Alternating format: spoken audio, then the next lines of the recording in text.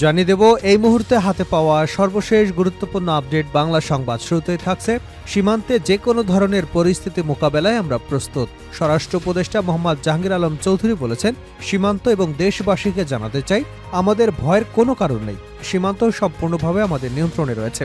যে কোনো পরিস্থিতি মোকাবেলার জন্য আমরা প্রস্তুত। এবারে জানাবো বাংলাদেশের আওয়ামী লীগ নেতাদের গোপন আস্তানা কলকাতার নিউ টাউন। বাংলাদেশের জুলাই অভ্যুত্থানের পর 5 আগস্ট শেখ হাসিনা পালিয়ে ভারতে যান। তবে সেই সময় থেকেই আওয়ামী লীগের অনেক নেতাকর্মী ভারতে পালিয়ে যান। সেই পালিয়ে যাওয়াদের মধ্যে আওয়ামী লীগের কয়েকজন সাবেক মন্ত্রী থেকে শুরু করে বহু সিনিয়র নেতা কলকাতায় আশ্রয় নিয়েছেন বলে বিভিন্ন সূত্রে জানা গেছে। গত অক্টোবরে একটি ছবি ভাইরাল হয়েছিল। সাবেক স্বরাষ্ট্রমন্ত্রী আসাদুজ্জামান খান দলবলসহ নিউ টাউনের ইকো পার্কে ঘোরাফেরা করছেন। জানাবো আসামি ছিনিয়ে নিতে থানায় হামলা ভাঙচুর। নরসিংদীর মাধবদী থানায় আসামি ছিনিয়ে নিতে হামলা ও ভাঙচুর করেছে দুর্বৃত্তরা। সোমবার বিকেলে এ হামলার ঘটনা ঘটে। এদিকে 31 আতশবাজি পটকা ফোটালেই জেল জরিমানা। ইংরেজি নববর্ষ উদযাপনে আতশবাজি এবং পটকা ফোটানো, ফানুস ওড়ানো বন্ধে মোবাইল কোর্ট পরিচালনার সিদ্ধান্ত নিয়েছে পরিবেশ মন্ত্রণালয়। সোমবার মন্ত্রণালয়ের এক সংবাদ বিজ্ঞপ্তিতে এ তথ্য নিশ্চিত করা হয়েছে। এতে বলা হয়েছে, আতশবাজি এবং পটকা ফোটানোর কারণে শব্দদূষণ ও বায়ুদূষণ হয়। অতিরিক্ত শব্দদূষণে হৃদরোগ, স্ট্রোক এবং মানসিক চাপের ঝুঁকি বাড়ে। এছাড়া ফানুস ওড়ানোয় অগ্নিকাণ্ড এবং জীববৈচিত্র্যের ব্যাপক ক্ষতি হয়। এবারে থাকছে ছাত্রদল সভাপতির সঙ্গে দীপ্তির তুমুল বাকবিতণ্ডা, ভিডিও ভাইরাল। বেসরকারি একটি টেলিভিশনের টকশোতে সম্প্রতি বাংলাদেশ জাতীয়তাবাদী ছাত্রদলের সভাপতি রাকিবুল ইসলাম রাকিব অংশগ্রহণ করেন। সেখানে ছাত্র সংগঠনের নেতা হয়ে ছাত্রত্ব কেন নেই এমন প্রশ্ন ইস্যুতে উপস্থাপকের সঙ্গে বাকবিতণ্ডায় জড়িয়ে পড়েন ছাত্রদল সভাপতি। এবং সর্বশেষ জানাবো ব্রিটেনে দুর্নীতি বিরোধী কার্যালয়ের পদ থেকে টিউলিপকে অপসারণের দাবি। ব্রিটেনে দুর্নীতি বিরোধী কার্যক্রম থেকে সরে আসার জন্য ক্রমবর্ধমান চাপের মুখে পড়েছে ক্ষমতাসীন লেবার পার্টির মন্ত্রী ও বাংলাদেশের সাবেক প্রধানমন্ত্রী শেখ হাসিনার ভাগ্নি টিউলিপ সিদ্দিক। অর্থ আত্মসাতে সহায়তার অভিযোগ ওঠার পর তাকে দুর্নীতি বিরোধী কার্যালয় ফিনান্সিয়াল স্যাংশন ইমপ্লিমেন্টেশনের পদ থেকে সরে যাওয়ার আহ্বান জানিয়েছেন বিরোধী দলের এমপিরা। এতক্ষণ শিরোনাম শুনছিলেন, এবার বিস্তারিত। প্রিয় দর্শক, আপনি যদি এই চ্যানেলে নতুন হয়ে থাকেন, ভিডিওটি দেখতে দেখতে চ্যানেলটি সাবস্ক্রাইব করে আমাদের সঙ্গে থাকুন। আর এই ভিডিও সম্পর্কে আপনি আপনার মূল্যবান মতামতটি কমেন্ট বক্সে জানিয়ে দিন। আর হ্যাঁ প্রিয় দর্শক, জানিয়ে দিন ভিডিওটি কোথা থেকে দেখছেন। সীমান্তের যে কোনো পরিস্থিতি মোকাবেলায় আমরা প্রস্তুত। স্বরাষ্ট্র উপদেষ্টা জাহাঙ্গীর আলম চৌধুরী বলেছেন, সীমান্ত এবং দেশবাসীকে জানাতে চাই আপনাদের ভয়ের কোনো কারণ নেই। সীমান্ত সম্পূর্ণভাবে আমাদের নিয়ন্ত্রণে রয়েছে। যে কোনো পরিস্থিতি মোকাবেলার জন্য আমরা প্রস্তুত। সোমবার দুপুরে কক্সবাজারের টেকনাফ সীমান্ত পরিদর্শন শেষে সাংবাদিকদের ব্রিফকালে এসব কথা বলেন তিনি। জাহাঙ্গীর আলম চৌধুরী বলেন, মিয়ানমার সীমান্তের বাংলাদেশ অংশের সব বিউপিতে ইতিমধ্যেই জনবল বাড়ানো হয়েছে অন্য বাহিনীর জনবল। টহল তৎপরতা বাড়ানো হয়েছে নাপ নদীতে। সীমান্তের বিভিন্ন গুরুত্বপূর্ণ স্থানে বাড়ানো হয়েছে গোয়েন্দা কার্যক্রম। বিজিবি রাত দিন 24 ঘণ্টার সার্বক্ষণিক টহল জারি রেখেছে। একইভাবে কাজ করছে কোস্টগার্ড, আনসার এবং পুলিশও। টেকনাফের দমদমিয়া বিওপি নিকটবর্তী এলাকায় তাৎক্ষণিক ব্রিফিংয়ে উপদেষ্টা আরও বলেন, দীর্ঘ সময় ধরে মিয়ানমারে গৃহযুদ্ধ দাঙ্গা হয়। সর্বশেষ গত 8ই ডিসেম্বর মাংডু টাউনশিপ দখলের মধ্য দিয়ে বাংলাদেশ সীমান্তের 271 কিলোমিটার এলাকা আরাকান আর্মির দখলে। এছাড়া সীমান্তের উপরে প্রায় গোলাগুলির শব্দ শুনতে পাওয়া যায় এবং বিভিন্ন সময় ক্ষুদ্র ও ভারী অস্ত্রের ফায়ারে গোলা এপারে এসে পতিত হয়। আমাদের দেশের স্বার্থ রক্ষার্থে সংশ্লিষ্ট বিষয়ে আমরা প্রথম থেকে মিয়ানমার সরকার এবং আরাকান আর্মির সঙ্গে যোগাযোগ রক্ষা করে চলেছি। তিনি আরও বলেন, বিভিন্ন সময় জীবন রক্ষার্থে এবং যুদ্ধ আহত কিছু মিয়ানমার নাগরিক বাংলাদেশে আগমন করলে নিতান্ত মানবিক কারণে তাদের গ্রহণ করা হয়। এছাড়া আরাকান আর্মির তীব্র আক্রমণে মিয়ানমার জান্তা সরকারের বিভিন্ন নিরাপত্তা বাহিনীর প্রায় 876 জন সদস্য বিজিবির কাছে আত্মসমর্পণ করে। তাদের বিজেপি আটক করে হেফাজতে রেখে আবার ফেরত পাঠানো হয়েছে। বর্তমানে পরিস্থিতির আলোকে দেশমাতৃকার সার্বভৌমত্ব রক্ষায় সীমান্তবাসীর নিরাপত্তা নিশ্চিতকরণে বিজিবি এবং অন্য বাহিনী সর্বোচ্চ পেশাদারিত্বের সঙ্গে দায়িত্ব পালন করছে। কলকাতার নিউ টাউন বাংলাদেশ আওয়ামী লীগ নেতাদের গোপন আস্তানা। বাংলাদেশ জুলাই অভ্যুত্থানের পর 5 আগস্ট শেখ হাসিনা পালিয়ে আসেন ভারতে। তবে সেই সময় থেকে আওয়ামী লীগের অনেক নেতাকর্মী ভারতে পালিয়ে এসেছেন। তবে পালিয়ে আসাদের মধ্যে আওয়ামী লীগের কয়েকজন সাবেক মন্ত্রী থেকে শুরু করে বহু সিনিয়র নেতা কলকাতায় আশ্রয় নিয়েছেন বলে বিভিন্ন সূত্রে জানা গেছে। গত অক্টোবরেই একটি ছবি ভাইরাল হয়েছিল।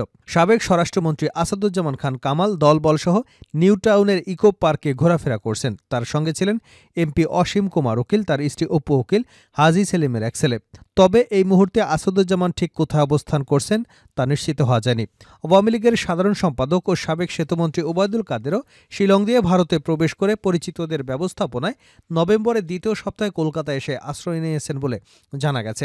সম্প্রতি নিউটাউনের যে বিলাসবহুল সঞ্চিত আবাসন থেকে সিলেট আওয়ামী লীগের 4 শীর্ষস্থানীয় নেতাকে মেঘালয় পুলিশ সেখানকার একটি মারপিটের ঘটনায় গ্রেপ্তার করে সেই আবাসনেই সে সময় উপস্থিত ছিলেন আওয়ামী লীগের সাবেক প্রেসিডিয়াম সদস্য জাহাঙ্গীর কবির নানক, আওয়ামী লীগের সাংগঠনিক সম্পাদক শফিউল আলম চৌধুরী নাদেল।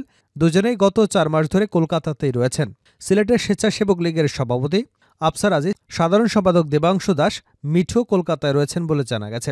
এদিকে একটি সূত্র নিশ্চিত করেছে শেখ হাসিনার আত্মীয় স্বজন মাদারীপুর 1 আসনের সাবেক এমপি নূরে আলম চৌধুরী লিটন কলকাতায় আছেন। এছাড়া বিভিন্ন জেলার ইউনিয়ন পরিষদের অনেক চেয়ারম্যানও কলকাতায় রয়েছেন। সুনামগঞ্জের এক ইউপি চেয়ারম্যানও রয়েছেন কলকাতায়। জানা গেছে পরিচিত আওয়ামী লীগের নেতারা সচরাচর বাইরে গেলে সঙ্গী পরিবেষ্টিত হয়েই যান, তবে খুব সতর্কতার মধ্যে তারা রয়েছেন বলে তাদের ঘনিষ্ঠ মহল সূত্রের নিশ্চিত খবর জানিয়েছে।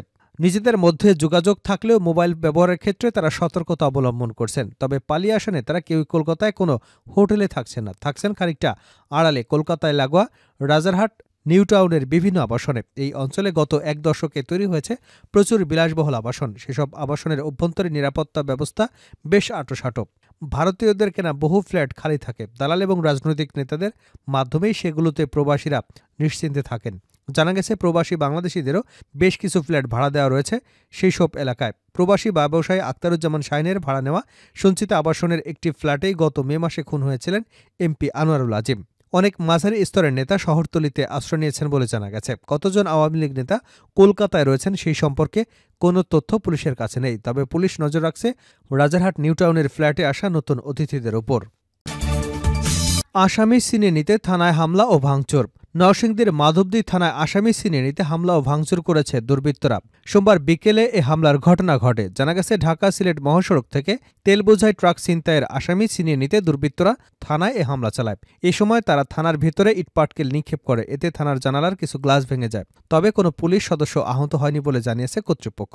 হামলার বিষয়টি নিশ্চিত করে অতিরিক্ত police super crime and apps Mohammad Kalimullah বলেন, 2টি কারণে থানায় হামলা হতে পারে। প্রথমত, আমাদের মাধবদী থানা পুলিশ ডাকাতের একটি মামলায় জেলার বিভিন্ন এলাকায় অভিযান চালিয়ে 4 আসামিকে গ্রেপ্তার করে। তাদের ছিনিয়ে নিতে এ হামলা হতে পারে। দ্বিতীয়ত, রেজিস্ট্রেশনবিহীন একটি মোটরসাইকেল জব্দ করা হয়েছে। এটি নিয়ে যেতেও হামলার ঘটনা ঘটতে পারে। তিনি বলেন, যারা হামলা চালিয়েছে তারা সবাই স্থানীয় বাসিন্দা। তদন্তের স্বার্থে তাদের পরিচয় প্রকাশ করা যাচ্ছে না। তবে বর্তমানে আইনশৃঙ্খলা পরিস্থিতি স্বাভাবিক রয়েছে। হামলাকারীদের গ্রেপ্তারে পুলিশের অভিযান অব্যাহত রয়েছে। 31-এ আতশবাজি, পটকা ফোটালেই জেল জরিমানা।